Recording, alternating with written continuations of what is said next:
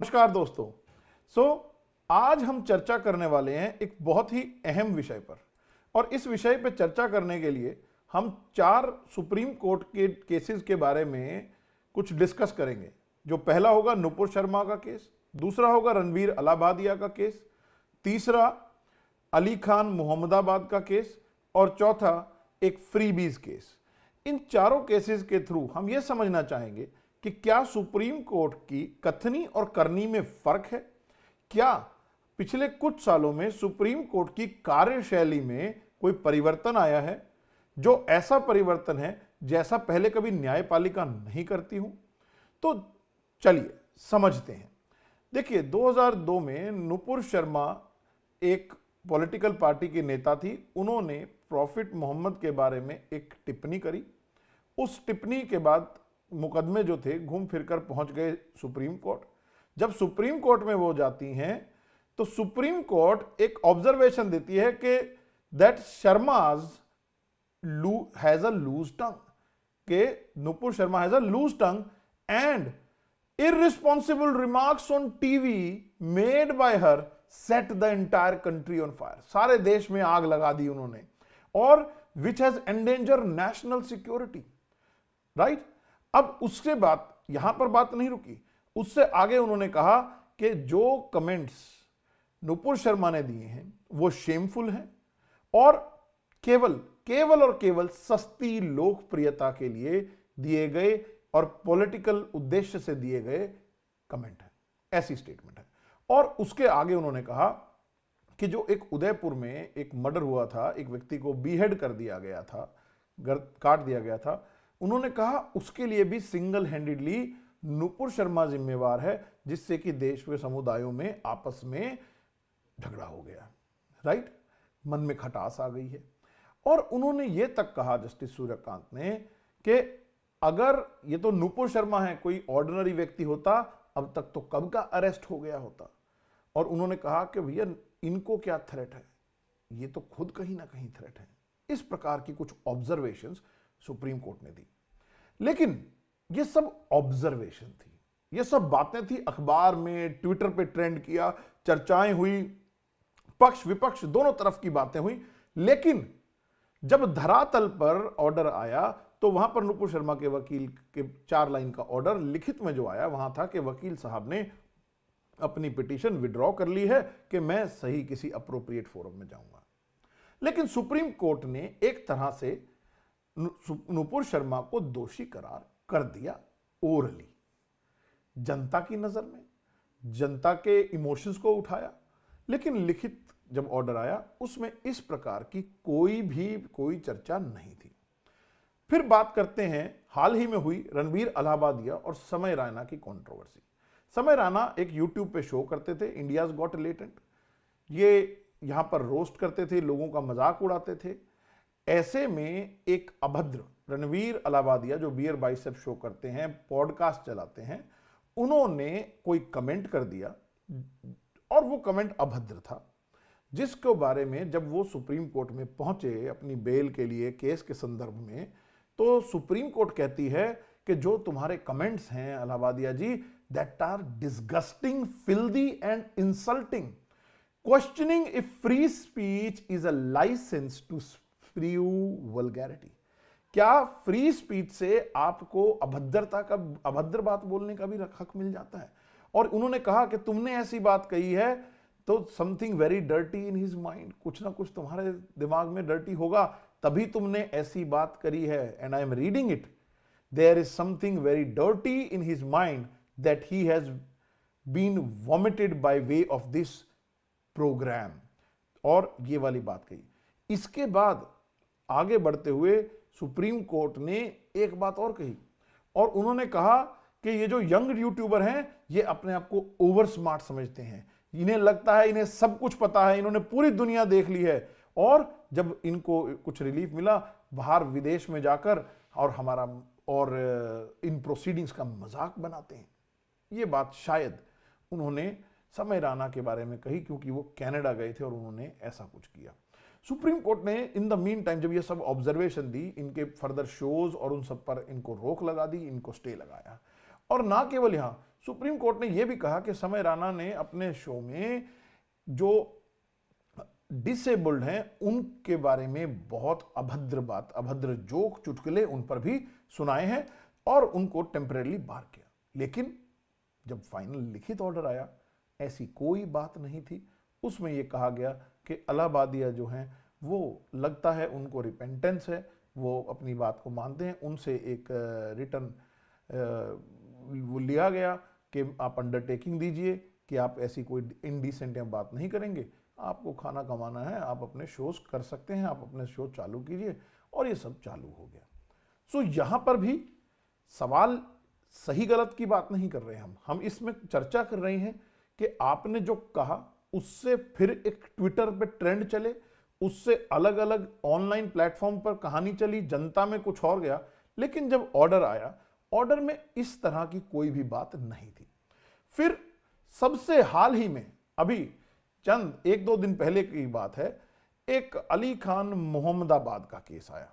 ये भाई साहब हरियाणा में सोनीपत में एक अशोका यूनिवर्सिटी है, वहां पर प्रोफेसर हैं। इन्होंने जब इंडिया की पाकिस्तान से अब जो हम कह सकते हैं जंग छिड़ी, उसके इमीडिएटली बाद आपने देखा होगा शाम को हमारे एयरफोर्स की और आर्मी की ऑफिसर्स, फीमेल ऑफिसर्स, वो आकर ब्रीफिंग करती थी। वहां पर एक ऑफिसर और उन्होंने जो कहा, उन्होंने उसके बारे में ट्वीट लिखा और उस ट्वीट में कुछ इस तरह की बातें लिखी जो कि कहीं ना कहीं उस समय पर शायद अप्रोप्रिएट नहीं थी। राइट, हम इस बारे में बात नहीं करेंगे क्योंकि मैटर विचाराधीन है। बट सुप्रीम कोर्ट ने क्या कहा, जब ये इनको पुलिस रिमांड पे मांगा गया 5 दिन का, 2 दिन का दिया भी गया, फिर मैटर सुप्रीम कोर्ट पहुंचा, सिब्बल साहब पहुंच गए और वहां पर सुप्रीम कोर्ट शुरू हो गई ब्लास्टेड मोहम्मदाबाद के ऊपर। उन्होंने कहा कि तुम्हारी timing and tone of this post suggesting it was a form of dog whistling. Dog whistling का मतलब क्या है कि ये लोगों को इंसाइट करती है, ऑडियंस को, और किसके लिए? सब चीप पब्लिसिटी के लिए। देखिए इलाहाबादिया ने के केस भी चीप पब्लिसिटी का था, नूपुर का भी। यहां पर भी कहा सुप्रीम कोर्ट ने तुम ये सब चीप पब्लिसिटी के लिए कर रहे हो। जज found it suspicious that he posted such comment right after a terror attack and India-Pakistan hostilities when the country was trying to stay united। जब देश सारा एकजुट होना चाहता है उस टाइम पर आप ऐसी ऑब्जर्वेशन दे रहे हो, आपने ऐसी बातें क्यों करी, क्यों चीप पब्लिसिटी ले रहे हो इस जगह? और कोर्ट ने यह तक कहा भाई तुम तो पढ़े लिखे व्यक्ति हो, ऐसा नहीं कहा जा सकता कि तुम कहना कुछ और चाह रहे थे और तुमने कुछ और कह दिया। राइट, लेकिन कल को जब ये सारी बात निकलेगी, अगर ये प्रोवोकेटिव हुई और कम्युनल हुई, तो ये बात समझ लेना कि ये एक डेलिब्रेट चॉइस मानी जाएगी।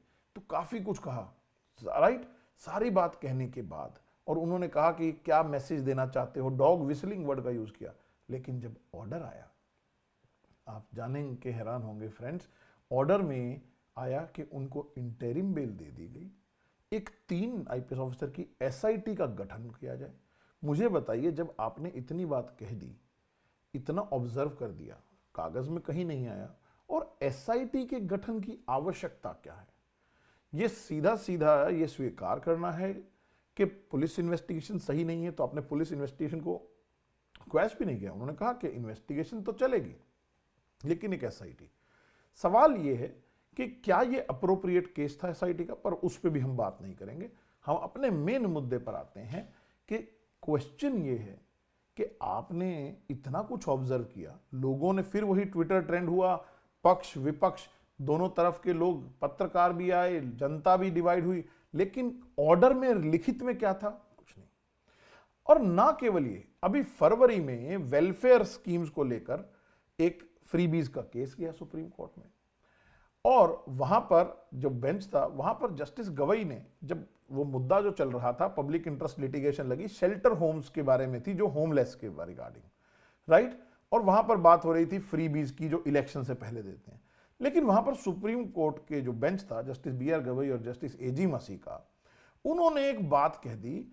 उन्होंने कहा जो broader policy problem of government की फ्रीबीज की क्या है, उन्होंने कहा कि ये जो एक, मैं उनको कोर्ट को पढ़ता हूं, वो ज्यादा शायद बेहतर रहेगा। उन्होंने कहा कि are we not creating a class of parasites right, criticising the practice of political freebies. हालांकि शायद उनका भाव ठीक रहा, उन्होंने कहा, लेकिन शब्द बहुत कठोर थे। उन्होंने कहा कि आप पैरासाइट तो नहीं है, दूसरे के ऊपर जीते, आपने देखा ना पैरासाइट। और उन्होंने कहा कि अब लोगों को सब कुछ फ्री मिलने लगा, फ्री का राशन मिलता है। अब महाराष्ट्र की उन्होंने बात करी, जिस स्टेट से वो आते हैं, उन्होंने कहा कि भाई वहां पर अब खेतों में लेबर नहीं मिलती क्योंकि लोगों को आराम से राशन मिल रहा है, लोगों को चीजें मिल रही हैं। तो उन्होंने कहीं ना कहीं ये कहा कि लेबर्स की दिक्कत है, अब किसान के लिए खेती करना मुश्किल हो गया।